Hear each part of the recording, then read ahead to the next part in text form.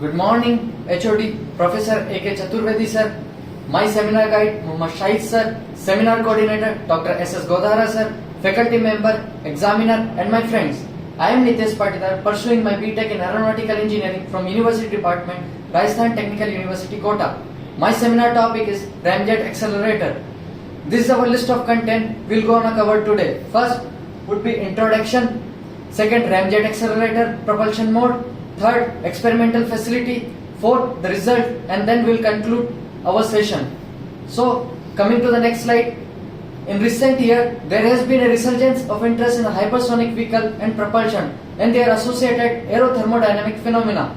One example is the National Aerospace Plan NASP, which is intended to provide easy access to space and by the aid of an air-breathing hypersonic propulsion system. The critical importance of the hypersonic aerodynamic problem attendant to this application has motivated the considerable effort to be directed at the developing suitable analytical tools such as Navier-Stokes CFD algorithm and experimental facilities such as hypersonic wind tunnel and ballistic ranges, which can provide accurate and scalable data in this difficult to test flight design. The requirement for the accurate engineering data require careful experimentation, preferably in a ground-based facility capable of testing a large scale at a true velocities with sufficient duration to add confidence to the experimental and the computational simulation. Coming to the next slide, we'll have 4 general approaches have been taken into development of the ground-based hypersonic facilities.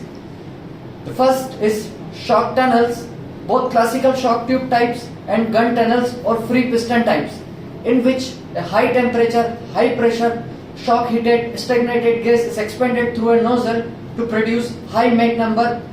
The quasi steady flow over a stationary module expansion tube which generate a flow over a stationary model by the means of non-steady expansion of moving gases. Third would be the aeroballistic ranges, in which the model are launched by a gun type devices flies through a quiescent test gas. Fourth is counterflow facilities, which a gun launch model flies into a counterflowing high speed gas generated by a shock tunnel or expansion tube. Now coming to the next slide, Ramjet Accelerator launcher. A complete different launcher technology called the Ramjet Accelerator has been under development since 1983 at the University of Washington for application as scalable hypervelocity accelerator capable in principle of softly launching projectile at the velocity in excess of 7 km per second. The device is based on ramjet in tube concept, in which a subcaliber projectile shaped like an center body of a supersonic ramjet is accelerated in a stationary tube filled with a pressurized gas mixture of combustible gases, that is the fuel, oxidizer and diluent. The projectile itself carries no propellant. Combustion of the propellant mixture is induced by the flow field phenomena associated with the passage of accelerating projectile. Thus, the heat release processes the travel with the projectile and generating a pressure distribution which continuously produces the thrust.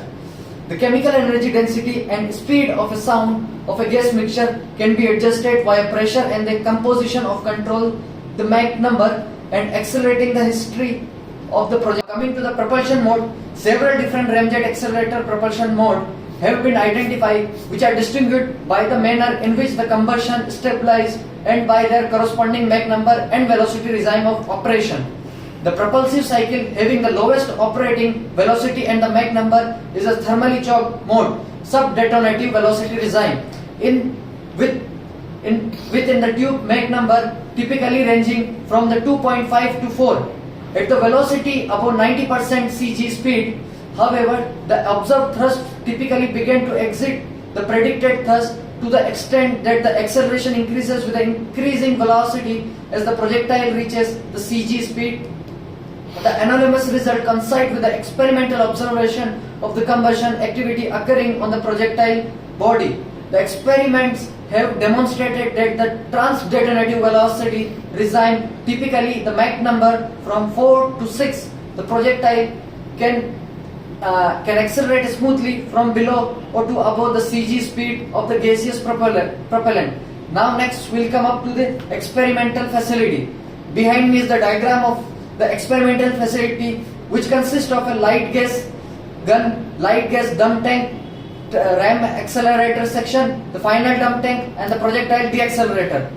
Now after that, after processing this, we are having the result. So behind me is the diagram of the graph of the results, experiment and the theoretical result for the choke condition.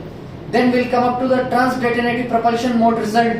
Then finally we have super detonative propulsion mode. Coming to the conclusion. The three velocity regimes centered about the CG detonation velocity have been identified that exhibit the different acceleration characteristic, indicating the existence of the several different propulsive cycle. Low supersonic Mach number 3 to 4 performance is predicted well by the one-dimensional Hugonoid model for the case of the thermal choking behind the projectile. Trans-detonative performance is characterized by the forward motion of the combustion process up onto the projectile body, and the existence of the regime is mixed with supersonic and subsonic combustion.